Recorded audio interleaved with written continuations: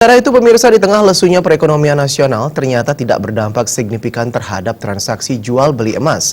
Bahkan harga emas pun cenderung mengalami kenaikan harga.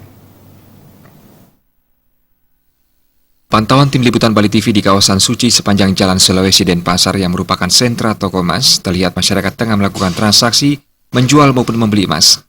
Seperti dituturkan salah satu penjual emas dari toko emas dan perhiasan Dewata Ayu, Dharma, meski perekonomian nasional tengah lesu, namun transaksi emas dan perhiasan tetap menggeliat, bahkan cenderung mengalami peningkatan pembelian seperti kalung, cincin, dan giwang.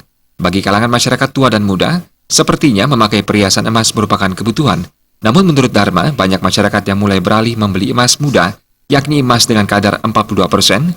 Selain lebih murah, emas ini juga dari segi penampilan, tak kalah jauh dengan penampilan perhiasan emas kadar 90%. Kalau di sini kan emas muda, Pak. Emas muda kadarnya yang muda. Oh, yang kadar 70% berapa? Dulunya sekitar 400-an. 400-an jual sendirinya. Sementara untuk harga emas di bulan ini, seperti dituturkan para pedagang mengalami kenaikan harga. Emas dengan kadar 41% mengalami kenaikan Rp50.000 hingga Rp100.000, yakni dari sebelumnya hanya Rp271.000 per gramnya. Demikian pula perhiasan emas dengan kadar 90% mengalami kenaikan dari Rp600.000 menjadi Rp700.000. Sufiatna, Bali TV.